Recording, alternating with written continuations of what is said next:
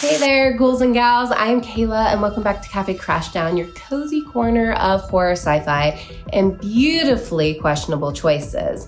And May is doing something I really love.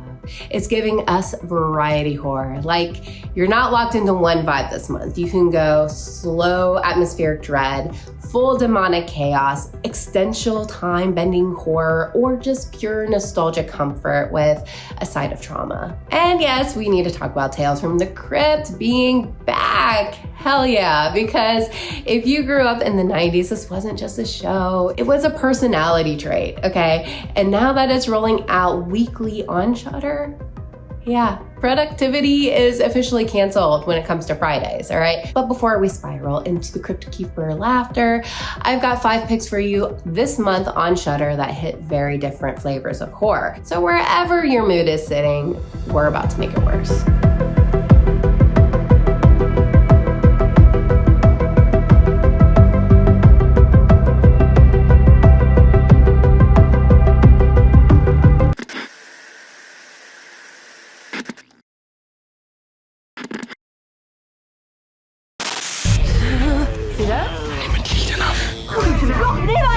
First up, we have Heresy. Let's start in a place that already feels like a bad decision, a medieval village where absolutely no one is emotionally stable. Heresy drops you in a Dutch village where a young woman is caught between her faith, a deeply suspicious community, and something watching from the woods. And this is your slow burn, oppressive dread pick.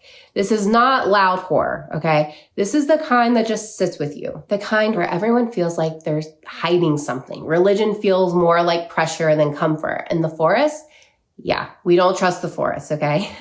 What I really love here is how it plays with fear as control, because the real question becomes, is the horror coming from something supernatural or from the people around her? And honestly, when a village starts acting weird in a horror movie, you already know the answer is, well, both.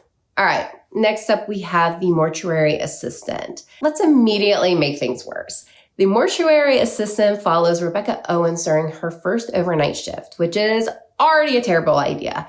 And then we add a demonic entity, a morgue, and possession. And suddenly this is your watch this with the lights on and still regret it pick. What makes this one hit is the setting, because a morgue is already a place where things feel, well, wrong, right? Still, quiet, final, and this film weaponizes that stillness.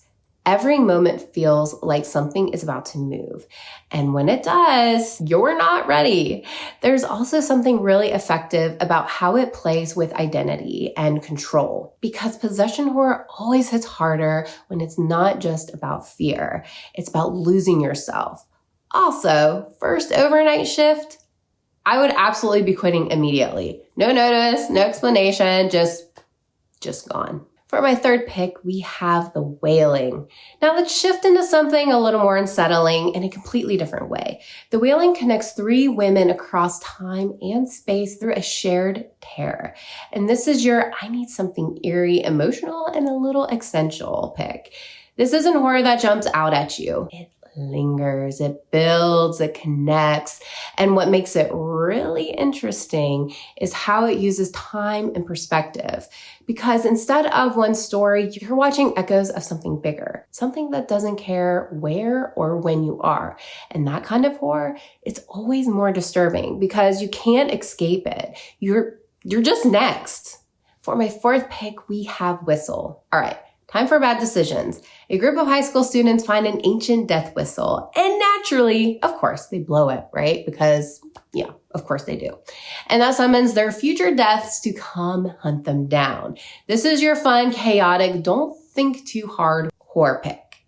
And honestly, we need more movies like these because not every horror experience needs to be like emotional ruin, you know? Like sometimes you just want, a cursed object, a group of dynamic teenagers, and consequences that escalate very quickly. What I like here is the concept. Your future death coming for you, right? That's such a simple but effective idea. Also, if you find an ancient object in a horror movie, maybe just don't interact with it. All right, so now we need to talk about it. Tales from the Crypt is officially back on Shudder with a new season dropping every single week. And yes, I was there on day one, immediately, no hesitation. And here's the thing, this show still works. Like, really works, because anthology horror hits differently. You get quick stories, wild twists, iconic performances, and that perfect just one more episode trap. And of course, the Crypt Keeper, still one of the best horror hosts of all time. So I need to know, which season are you most excited for? And what episode are you running back to first? Also, would you want me to do a season-by-season breakdown of Tales from the Crypt? Because I totally will. I totally love spiraling into stuff like that. So let me know in the comments below. So that's May on Shudder. A little bit of everything, and honestly, that's what makes it dangerous, because this is the kind of month where you just don't watch one thing.